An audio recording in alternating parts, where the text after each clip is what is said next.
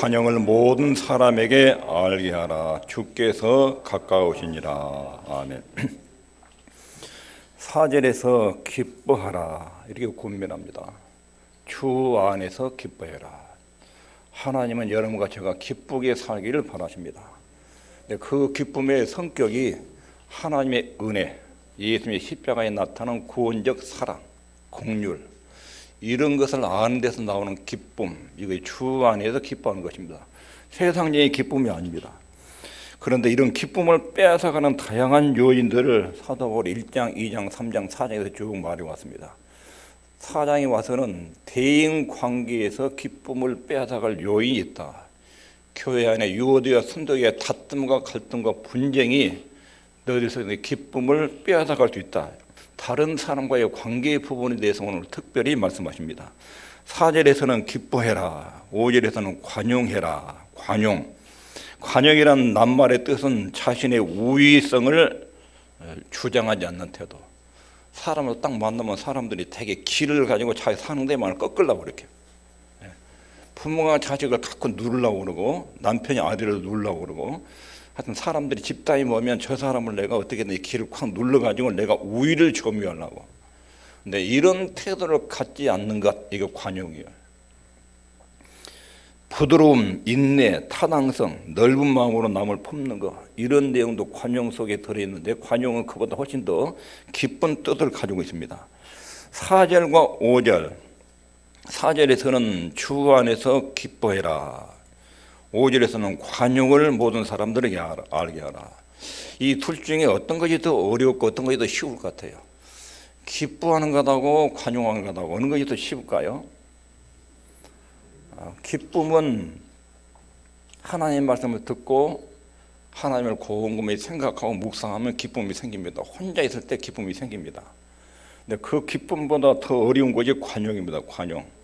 기쁨을 적용하는 데가 관용입니다. 기쁨은 이론적인 것이라면, 교리인 것이라면, 관용은 적용, 실천적인 부분입니다. 하나님 안에서 기쁨을 가지면 그 기쁨의 대인관계에서 실천, 적용되어야 될 내용입니다. 여기도 기쁨은 주 안에서 믿음이 생기면 예수 그리스도를 믿는 그리스도인들의 영적인 상태, 그게 기쁨이에요. 근데 그 기쁨이 일상생활에서 부모님과 자식과 남편과 아내가 만나고, 직장에다 고약한 상사 만나고, 동료 만나고, 그 못된 인간에게 기쁨을 적용해서 실천하려면 굉장히 어려운 거예요. 근데 기쁨은 교리예요. 그리고 관용은 적용이에요. 그래서 기쁨과 관용 중에 기쁨은 쉽습니다.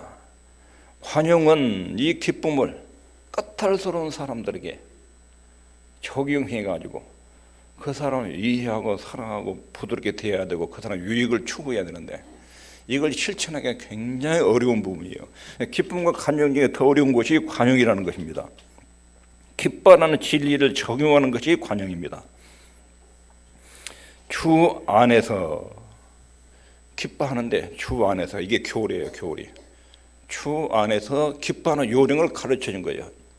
하나님이 주시는 기쁨만이 사람들, 까다로운 사람들을 대할 때 관용으로 표현될 수가 있습니다. 기쁨은 대인관계에서 관용으로 표현돼야 그 기쁨이 유지가 됩니다. 근데 기쁨이 대인관계에서 마찰을 일으키면 기쁨이 상실되고 관용도 무너지게 됩니다. 관용이라는 성품을 위해서 우리가 늘 기도해야 됩니다. 그 관용이라는 성품이 얼마나 중요한지, 그리고 우리 속에 자리 잡기 어려운지, 오늘 관용이라는 성품을 잘 들으시고 늘 이 하나님, 내가 관용이라는 성품이 내 속에 자리 잡도록 은혜를 베풀어 주십시오. 그렇게 기도를 하시길 바랍니다. 관용, 먼저 아닌 것, 착한 것, 무기력한 것, 애매모호한 것, 원칙을 타협하는 것. 우리말에 무골호인이란 말이죠. 무골호인. 뼈대가 없고 주대가 없이 다 너나 나나 다 좋아요. 동성 예래도 괜찮고 이래도 저래고 정치하고 다 무골호인이에요. 관용은 그런 유형의 뜻이 아닙니다. 착하고 무기력하고 애매모호하고 원칙이 없고 그래가지고 사람이 무슨 말을 해도 무슨 주장을 해도 무슨 사상과 철학을 펼쳐도 무조건 고개 숙이고 끄떡거리거나 이런 것이 관용이 아닙니다. 원칙 없는 타협 이런 것이 관용이 아닙니다. 목적이 분명하지 않는 사람 이런 사람은 아무하고도 함께 잘 어울립니다. 아무하고도 함께 연합을 합니다.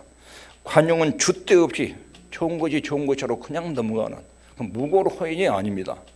상대방의 비위를 맞추기 위해서 타협할 준비를 갖추고 사는 사람 그런 것이 관용이 아닙니다. 상대방의 마음을 건드릴까 봐서 조심하다가 뭐든지 그냥 끄떡거리고 넘어가는 것 이런 것이 관용이 아닙니다. 무관심, 모호한 태도, 흐리멍한 상태 이런 것이 관용이 아닙니다. 1절에 보면 진리의 터 위에 굳게 서라 또렷한 의식과 가치관과 생각을 가져라. 관용의 참 의미 첫 번째 있습니다. 시작. 관용은 자신과 자신의 정신을 통제하는 것입니다. 관용은 주의 말씀으로 자신의 마음과 행동을 통제하는 것입니다. 하나님의 지배를 받는 상태에 있는 것입니다. 관용은 자신의 권리를 최대한 주장하지 않는 것입니다. 자신의 고집, 자신의 이권 여기에 눈을 붉히고 자기 권리와 이권을 따지고 챙기려는 이런 태도를 취하지 않는 것이 관용입니다. 관용은 지극히 중요한 것과 그렇지 않은 것을 구분하는 분별하는 능력입니다. 중요한 것은 반드시 고수합니다. 절대로 양보하지 않습니다. 주일날 누가 오라 한 거 절대로 양보하지 않습니다. 아무리 친한 친구가 결혼식, 장례식 이야기해도 주일날은 절대로 그런 데 가지 않습니다. 이게 관용하는 사람의 특징입니다. 내가 주님을 만나고 천국의 기쁨을 누리는 이 날은 절대로 포기할 수 없다. 이게 중요한 원리들입니다.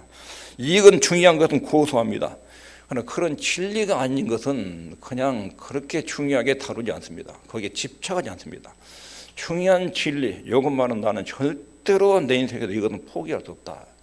이 또렷한 의식이 있고 그리고 중요하지 않는 거 돈을 누가 더 많이 가져가느냐 어느 쪽이 편하냐 이익이냐 이런 거 별로 중요하지 않는 문제에 거기에 막 골똘하고 집착하고 막 뺏기지 않으려고 애를 쓰고 발버둥 치고 자기 권리를 찾기 위해서 밤잠을 안 자고 이런 태도가 아닙니다. 관용은 중요한 것을 고소하고 그렇지 않은 것을 적당하게 처리할 줄 아는 능력. 관용은 자기 이익을 끝까지 추구하지 않는 것입니다. 자기 이익, 자기 고집, 자기 영광을 끝까지 추구하지 않는 것 이게 관용입니다. 주님을 위해서 또 교회를 위해서 사람을 위해서 마땅히 누릴 권리를 적게 가질 자세, 자기 욕심에 자기를 빼앗기지 않는 태도 이게 첫 번째 관용입니다. 이 관용이 자신의 정신을 하나님의 말씀에 통제를 받는 것 이게 첫 번째 관용입니다. 두 번째 읽겠습니다. 시작. 인내, 쉽게 성을 내지 않는 상태, 쉽게 성내지 않는 것, 쉽게 성질을 부리지 않는 것. 바울은 빌립보 교인들에게 예수님의 몸된 교회의 일원이기 때문에 성도를 대할 때 쉽게 성내지 마십시오. 자신을 통제해서 정신과 마음속에 쉽게 의욕을 잃거나 정신과 마음속에 쉽게 성질내거나 짜증내리 있는 일이 일어나지 않도록 관리하십시오. 이게 모든 사람의 관용을 알게 하라는 내용입니다. 유오디아 선두교는 항상 쉽게 성을 냈습니다. 별것 아닌 일에도 성질을 팍팍 내는 쉽게 성질을 부리지 않는 것 이것은 예수 믿는 사람의 고귀한 성품입니다. 세 번째 관용 읽습니다. 시작. 다른 사람들에 대한 깊은 관심. 관용은 내 몫을 적게 가지려는 태도. 까다롭고 아주 다루기 힘든 사람과 접촉할 때 충격 흡수기를 가지고 있는 사람, 까탈스러운 사람 옆에서 막 잔소리를 해야 되고 이상한 말을 해야 되고 행동을 해야 될 때 그런 충격을 흡수할 수 있는 장치를 가지고 있는 사람 이게 관용입니다. 탁탁 튕기는 거. 내 성질이 안 맞으면 탁탁 튕겨 쏴붙이고 내 생각이 안 맞으면 상대방 생각을 인정하지 않고 탁탁 쏴붙여 꼭 말끝마다 쏴붙여. 이게 관용의 태도가 아니에요. 진리 문제가 아니면 그냥 듣고 끄덕끄덕하고 속으로는 그게 아닌데 하고 끄덕끄덕 이렇게 상대방이 나하고 다른 거 틀린 것은 진리 문제예요. 다른 거 있어요.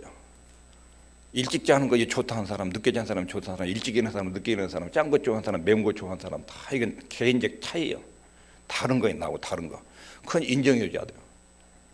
근데 진리 문제가 아니면 진리가 아닌데 이단적 사상을 주장하는 고집을 피우면 그때는 목숨을 걸고 다 대들어야 되는데 그런 문제가 아니면 탁탁 튕기지 않고 상대방의 모습을 이해하고 보충해 주려는 저 사람이 저렇게 말하는데 결함이 있구나. 내가 어떻게든 저 결함을 보충해주고 개발시켜주고 채워야 되겠다. 이 이해와 보충하려는 마음을 가지고 대하는 것. 이게 관용입니다. 다른 사람을 이해하려고 애쓰고 마음을 편하게 해주는 것.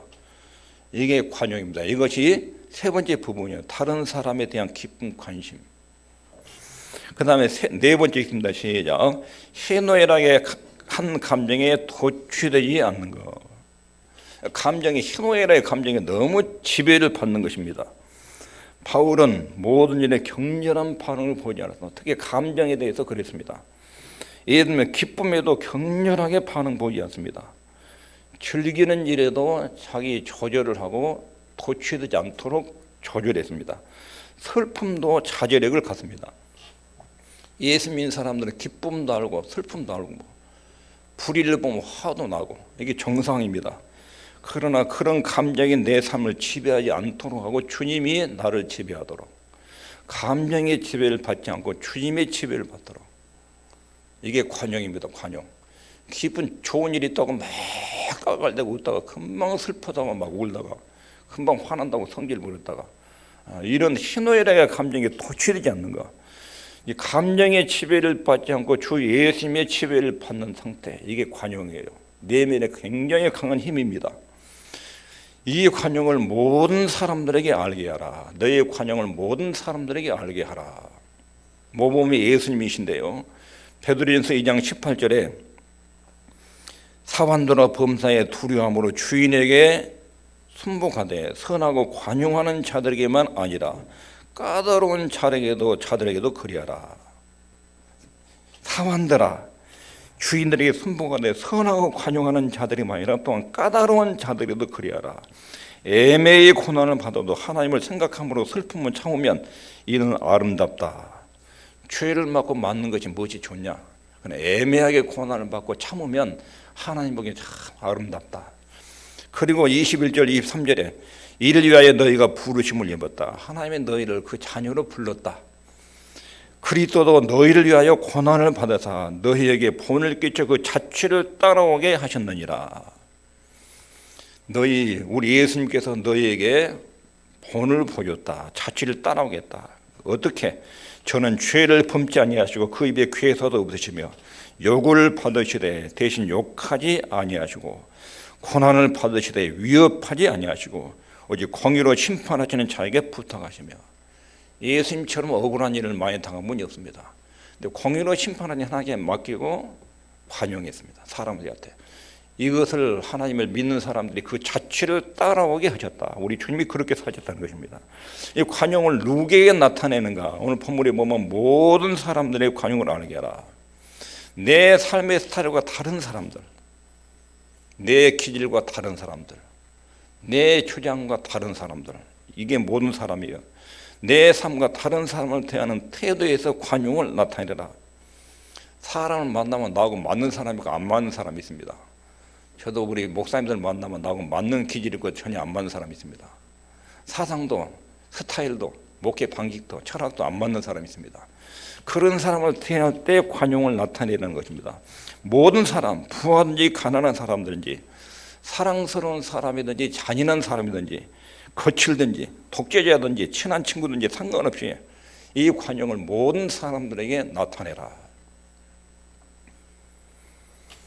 그리고 모든 삶의 영역에서 모든 부분에서 관용을 나타내라. 우리는 우리 영적인 상태를 살펴야 됩니다. 내 영혼 속에 기쁨이 있습니다. 기쁨이.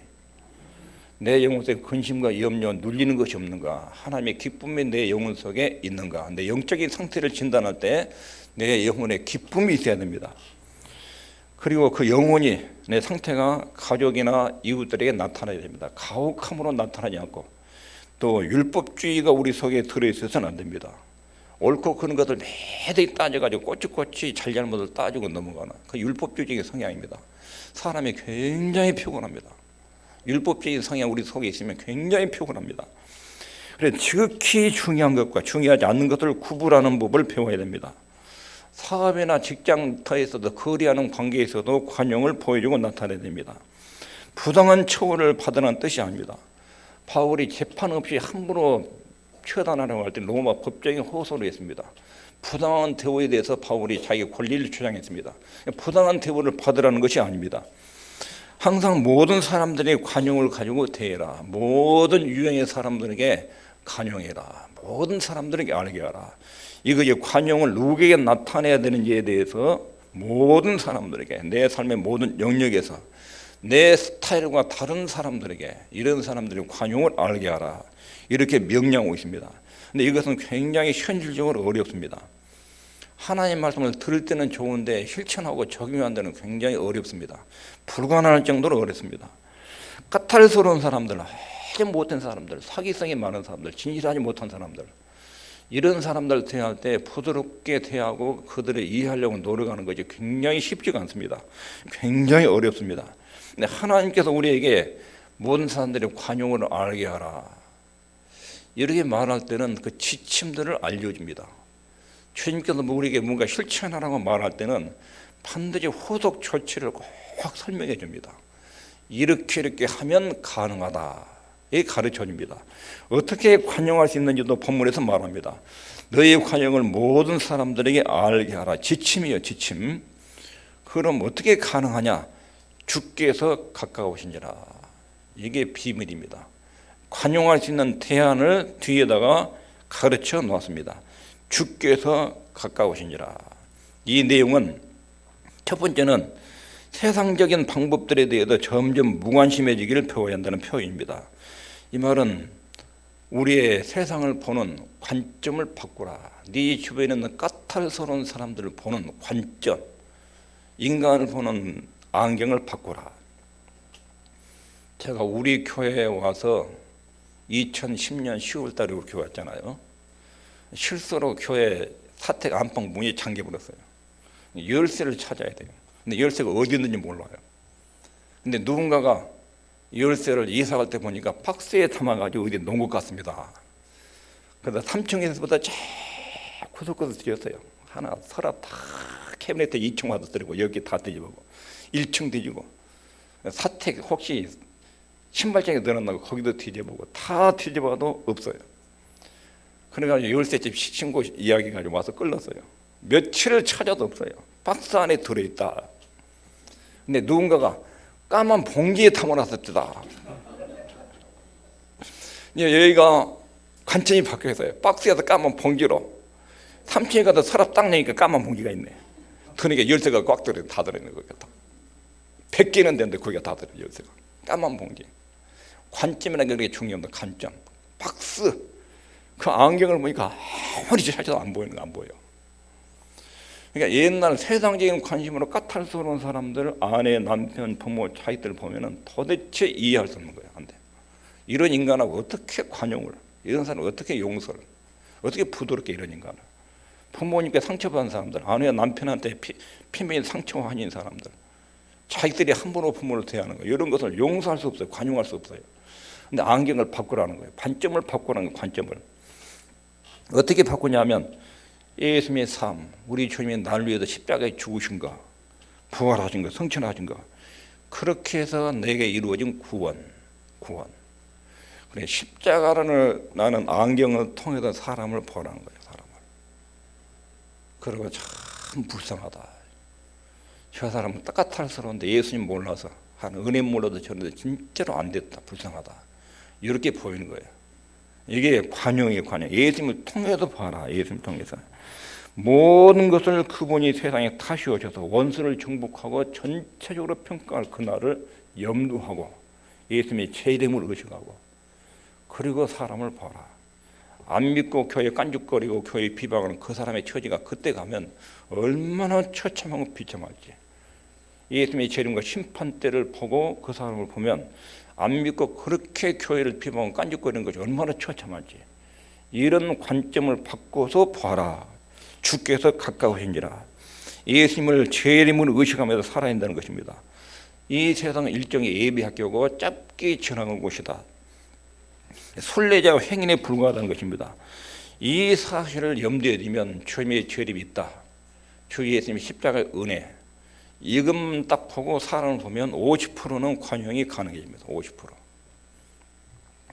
사람들이 막 끝까지 악착같이 싸우는 이유가 뭐냐면 이 땅이 전부니까. 눈에 보이는 것이 전부니까. 눈앞에 있는 자기 권리가 전부니까. 이거 뺏기면 죽는다고 생각하니까. 그러니까 악착같이 붙들고 싸우고 이해하지 않고 충돌을 일으킵니다. 그러나 영혼과 비교할 때 80년, 90년의 세월은 굉장히 한 점처럼 짧은 것입니다. 짧은 시세에 살아가다가 언젠가 주님 오시면 끝난다. 천국 간다. 그리고 주님의 심판대 앞에서 모든 것이 낱낱이 밝혀진다. 이걸 염두하는 것이 주께서 가까우시니라 이런 뜻입니다. 까탈스러운 사람들 보면 주께서 가까우시니라. 이 사람들을 보는 관점을 바꿔라. 인간이 저런 성질, 더러운 성질을 가지고 있나 이렇게 보지 말고 인간이 하나님 떠난 모습이 다 그렇고 그런 것이다. 어쩌다가 내가 예수님의 은혜를 입어가지고 나는 이렇게 이 영역으로 들어왔지만 안 믿으면 저런 것이다. 또 교회에 다니는데 하나의 은혜를 모르면 꼭 척골이다. 내가 옛날에 저 과정을 거쳤다. 이렇게 보라는 것입니다. 십자가를 통해서 보고 예수님의 재림을 의식해서 보고 여기에 대안이에요. 너희들 관용하려면 주께서 가까우시다. 주 예수님의 재림과 심판을 염두하고 지금 하나님의 은혜와 사랑을 몰라서 저런 사람들을 불쌍히 여겨라. 그래야 관용이 가능하다 하는 것입니다. 두 번째 기억해야 될 것은 있겠습니다. 시작. 심판자는 우리 자신이 아니라 하나님이다. 우리는 서술로 내가 재판관이 돼가지고 내 기준과 잣대로 상대방이 짧다 길다. 자기 키를 중심으로도 저 사람 키가 크다. 키가 적다. 자기 지식을 중심으로도 저 사람 무식하다. 저 사람 유식하다. 전부 다 자기 기준으로 평가해요. 자기가 재판관이 돼. 재판관이야. 이 관용하려면 재판관은 하나님이시다. 주 예수님 외에 나는 판결할 권한이 없다. 늘 기억해야 돼요. 누군가를 재판하려는 입장에 딱 서면 우리는 부모, 자식, 아내, 남편 수시로 하루에 재판하거든요. 자기 기준 가지고 막 판결을 때리는 겁니다. 판결을. 전부 다 자기 기준이에요. 안 맞아요. 그런데 재판관은 우리 주 예수님이에요. 나는 재판관이 아니에요. 이것을 기억하라는 것입니다. 우리 예수님께서 마태복음 7장 1절 2절에 비판을 받지 않거든 비판하지 말아라. 네가 헤아림을 받지 않으려거든 다른 사람 헤아하지 말아라. 이 말은 네가 재판관이 아니다. 이걸 기억해라. 판결은 주님이 내리신다. 이걸 기억하는 것입니다. 예수님의 재림 때 우리의 모든 말과 행동들은 전부 다 보고를 해야 됩니다. 하나님 앞에 서서 자기가 살아와서 죽을 때까지 행동을 다 자기 입으로 보고를 해야 돼. 보고를. 자기가 잘못 판단하고 했던 거 결정들을 다 보고해야 돼요. 옆에 세 친구들이 막 네가 잘못해가지고 벌 받았다고 막 쏟아냈어요. 나중에 하나님 판결 앞에 딱 섰어요. 하나님 재판을 내릴 때 너 세 명 이리 와봐. 너희들은 내 욥보다 내 종 욥보다 못해. 만일에 내 종 욥이 너희를 위해서 용서를 구하는 제사를 드리지 않으면 너희를 죽이겠다. 그러니까 그렇게 나불대다가 나중에는 욥한테 가서 잘못했다고 고하는 이런 태도를 취합니다. 우리가 정죄하는 누군가를 판결을 내리려고 할 때 나는 재판관이 아니다. 주님이 판결자시다. 이걸 꼭 기억해야 됩니다. 관용하라 할 때 이 내용을 기억해야 됩니다. 그리고 세 번째 있습니다. 시작. 우리는 포옹할 자격이 없습니다. 우리에게 잘못한 사람들을 내가 복수할 수 있는 자격이 없습니다. 내 사랑하는 자들아 너희가 친히 원수를 갚지 말고 진노하시면 맡기라. 기록되었으되 원수 갚는 것이 내게 있으니 내가 갚아주라. 주께서 말씀하신지라. 원수는 누가 갚아준다고요? 주님이. 내가 막 잘못했다고 말하는데 그 사람이 잘못하지 않고 내가 잘못한 경우가 있어요. 그러니까 판단하면 안 돼요. 내가 잘했고 저 사람이 잘못했어요. 근데 저 사람이 나한테 막 뒤집어 씌웠어요. 내가 보복하면 안 돼요. 하나님, 저 사람이 나를 오해하고 막 함부로 말하고 떠들고 다닙니다. 하나님이 갚아주십시오. 내게 보복할 권한이 없어요. 주님이 알아서 판결하셔요. 하나님 앞에 서야 된다는 걸 알아야 됩니다. 저 사람은 저렇게 큰 실수 저지르고 난 주님의 평가를 받아야 할 텐데 어떻게 감당하냐? 그렇게 생각하면 불쌍한 생각이 듭니다. 용서가 듭니다. 그래서 포옹할 자격이 없다는 걸 기억하는 거, 이건 역시 관용할 수 있는 비결입니다. 네 번째는 하나님의 상급이 기다리고 있습니다. 내가 억울한 일을 당하고 까탈스러운 사람을 잘 받아 넘기면 하나님의 큰 상이 있습니다. 상이. 불친절한 사람 때문에 괴로운 입장에 처할 수도 있고 끔찍한 일을 참아야 될 경우도 있고, 그리고 밤낮없이 잔소리를 해야 되는 사람을 만날 수 있습니다. 이 땅에서 어떤 일을 겪든지 간에 이것을 잘 견뎌내면 주께서 가까우신지라, 우리 주님이 판결하시고 상급을 내릴 날이 가깝다 하는 것입니다.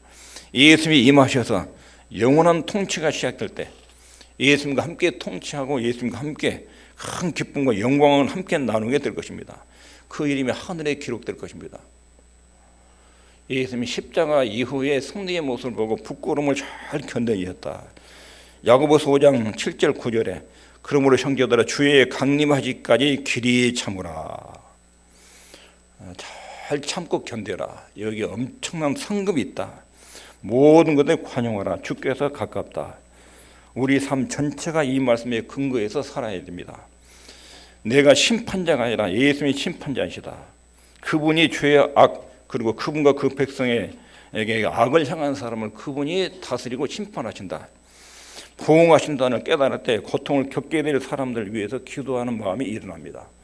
저 사람들 예수 안 믿고 저러다가 큰일 나는데, 저렇게 악을 행하다가 저렇게 까탈스럽게 대하다가 하나님 심판을 피할 수 없는데, 이런 생각이 이르게 되면 그들이 불쌍해지고 기도가 이루어집니다. 이것이 관용입니다. 관용의 성품이 우리 속에 깊이 자리 잡도록 힘써야 할 것입니다. 여기까지 말씀을 정리하면 기쁨과 관용 중에 관용이 더 어렵습니다. 기쁨이 대인관계로 표현되는 것이 관용입니다. 우리 안에 있는 하나님이라는 기쁨이 까탈스러운 사람들과의 관계, 어려운 관계 속에 있는 것에 표현되는 것이 관용인데, 관용은 기쁨의 적용과 실천입니다. 관용이라는 것은 자신의 마음과 행동을 말씀의 지배 아래 두는 것, 이게 관용입니다. 예수님이 지배 아래 두는 것, 이게 관용입니다.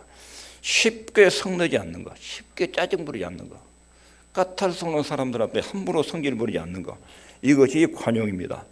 다른 사람들에게 깊은 관심을 갖는 것, 예수님의 관점으로, 재림이라는 관점을 바꿔서 까탈스러운 사람을 대하는 것, 이것이 관용입니다. 이 관용을 모든 사람들에게 알게 해라.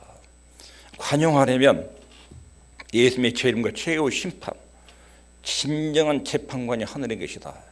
그리고 그분이 판결할 날이 온다. 이것을 늘 의식하고 까탈스러운 사람들을, 어려운 사람들을 대하면 그때 관용이라는 성품이 여러분과 저에게서 나타나게 될 것입니다. 우리 마음속에 관용이라는 품성이 자리 잡기를 늘 기도하기를 바랍니다. 기도하겠습니다.